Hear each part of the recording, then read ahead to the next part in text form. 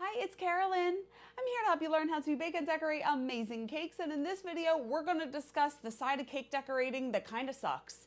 It's when things don't go your way and customers start to complain. And the reason I thought about doing this video is because I got a comment on one of my videos where this lady said that she made a last-minute cake for a friend of a regular customer of hers, and they got back to her after the party and said that the cake was beautiful, but nobody could eat it because it had too much vanilla in it.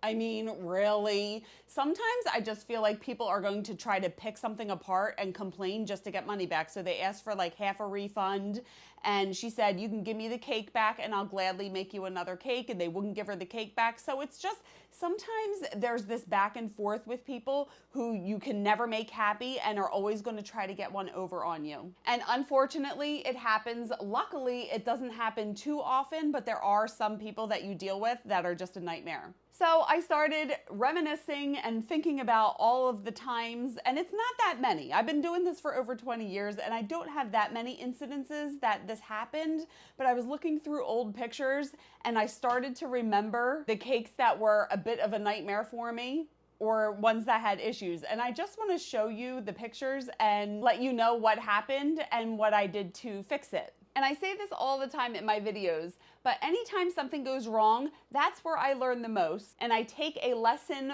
from that cake and make sure that I don't repeat it anymore. So I'm going to show you a few pictures. This first one I made years ago. It was a leprechaun hat cake, and it was for one of my friends from high school. And after I gave her the cake, she texted me that the dowel was poking out through the top of the cake.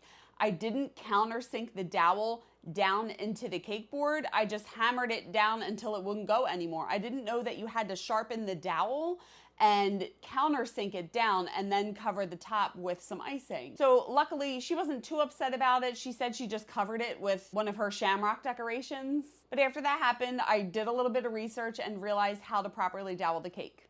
This next cake I made had a bunch of little flowers going around the edge. And look, I was still a beginner, and I wasn't really great at designing cakes. So this is what I came up with, and she was very happy with the cake when she picked it up. However, after the party, she called me complaining because they took it to a restaurant and the people at the restaurant cut the slices so there was one little flower on each slice. So the slices were cut way too thin, and she blamed me for it, and she wanted a refund. And I did not give her a refund. I remember just explaining to her that she needs to go to the restaurant and talk to them about it. That is not any fault of mine. But she blamed me because I put little flowers around the edge. Like, whatever. So lesson learned from that one. I mean, I never made another cake that had a lot of little tiny fondant flowers around the edge, but still, I don't think that that was my fault that the restaurant cut it that way. They could have removed all the flowers and then cut and served the cake. The next cake, this Sesame Street cake, this is not a fault of my own, but I remember it was something with a family drama with this cake. And whoever ordered the cake, they wanted me to deliver it, and I got there and I was so proud of this cake that I made. And I was so friendly, and I walked in, and it was like the mother-in-law or someone. She saw me and she's like, I didn't even want that cake. I'm just standing here like, oh, I don't even know what to do. I was like, where should I put the cake? She's like, I don't know. You have to go talk to someone else. And she was so rude to me. But there was some kind of family drama going on with that. But I remember feeling so hurt afterwards, and I kind of took it personally. But they had some kind of weird thing going on. So the lesson I learned in that one was just basically that if someone is mad at you, it's not always your fault. They usually have something else going on in their world.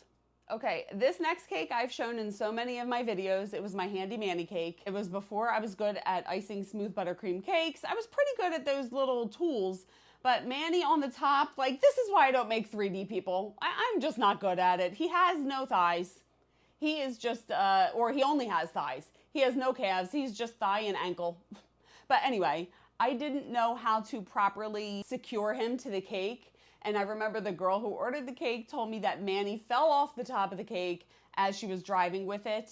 And luckily she wasn't too upset about it, but lesson learned in that one, I know now how to get skewers in the bottom of the cake, make them long enough, and really adhere it to the cake to make sure that it doesn't fall. And I show how to do that in tons of my videos, how to properly anchor toppers to your cake. All right, this next cake is going to sound so stupid, and it was totally my fault, but I got so mad about it. My friend's aunt ordered this cake. It's just, she wanted it to look like a package of Reese's, and she ordered chocolate chip cake with just the vanilla icing on it, and I made it, and I made it vanilla, and I totally forgot to add the chocolate chips. So I contacted my friend. I was like, I'm so sorry. I made this cake. It was all done. It was decorated, and then I looked at the order form and saw that it was vanilla. I was like, I'm so sorry. Can you just let her know that I made it vanilla by mistake, and is that okay? And I can give her a partial refund or whatever. The lady freaked out. She freaked out. She's like, I want a chocolate chip. You know, like she got so mad over it. And I ended up making the entire thing over again. And it's not a hard design, whatever. And I know it was my fault. But like, lady, geez, like chill a little bit. I don't know. I'm still mad about it, but whatever. Whenever I see that picture, I get so angry, even though it was my fault. So now, to make sure that doesn't happen again, I am diligent. Diligent, that's the right word. About checking my order forms before I bake and making sure that I bake the correct size and the correct flavor. All right, this next cake, it still makes me angry to this day. It is this Belle dress cake. Now, I had a contest where I was giving away a free cake and this lady won, and I asked her what she wanted, and she said her daughter loves pink. She didn't know what she wanted, so we were going back and forth trying to decide what design she wants, and she was like, you know what, she loves Belle. Can you just do something with Belle's dress? I was like, of course. What color is Belle's dress? It's yellow. Okay. So I make this cake, and I was so proud of it, and I was doing something good, and I made this free cake for this contest, and I sent her a picture. She freaked out because the cake was yellow, because she didn't want a yellow cake.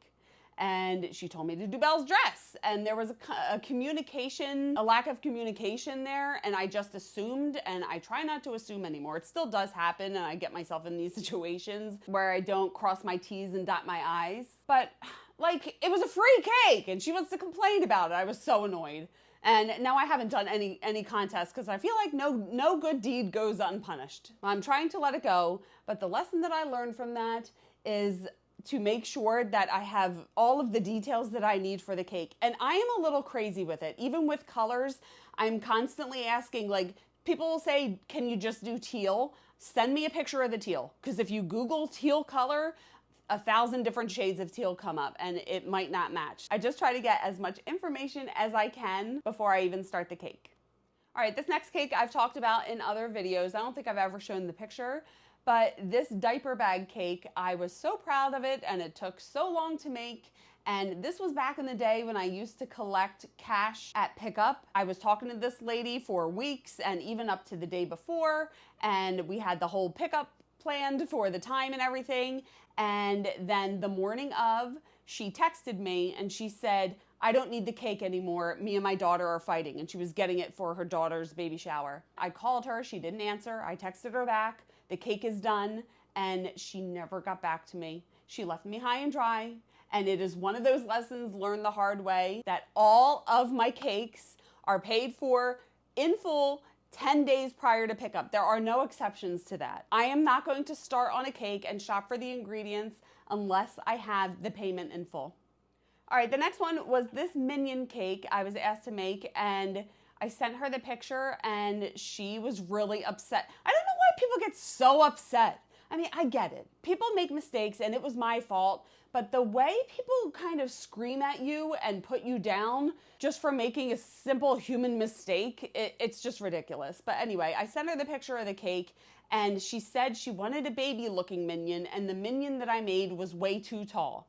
So I freaking took that whole thing apart. I removed a layer that was inside, re-iced it, redid the whole thing. So I even made an extra smash cake because I felt so horrible because I messed up. And I sent her the picture and she still said it was too tall. Like, what do you want? Minions have to, whatever. And it was just one of those, like, I'm like, I know I can't please this lady. She's going to be upset no matter what I do. So she picked up the cake and I washed my hands of it. And then I save her in my phone with 3 red X's by her name, and I know never to take an order if she texts me. Do you guys do that? I do that. If somebody is really an issue, I try to do something in my phone so I save them. I usually do like red X's next to their name. So if I get a text or a phone call, I won't even answer it. And I have a few videos out there where I talk about other cake disasters. I do have a whole playlist about when cakes go wrong. That'll be linked below. But I did this one cake that melted after I delivered it. There was this other cake where this lady hated it and I had to take it apart and redo it.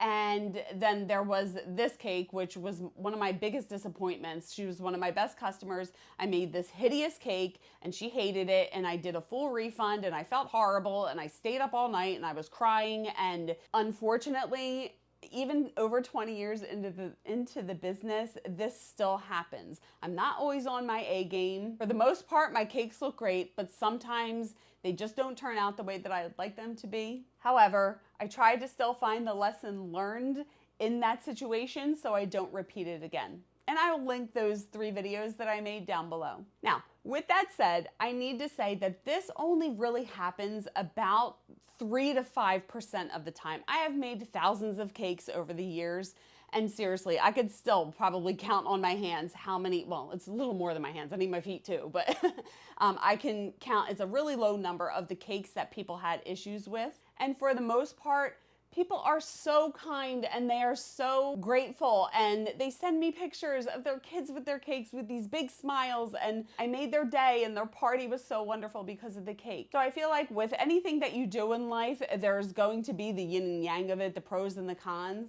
And what I've learned is to try to not dwell on the horrible things that happen. Just try to learn from them and move on. So I think that's it. If you guys have had any nightmare situations with your cake decorating business, leave it down in the comments and we can try to figure out what we would have done in that situation and the lesson that could be learned from it. Please like this video if you liked it, and if you're enjoying my tutorials, I would be so grateful if you could buy me a coffee. My link is down below. And I would love it if you would keep in touch on socials, and you can check out my website. If you want to stick around, you can watch this video next, and hit subscribe and the bell if you haven't already. Thank you so much for watching. I love you guys. And remember, it's cake. Have fun. I will see you on the next one. Bye.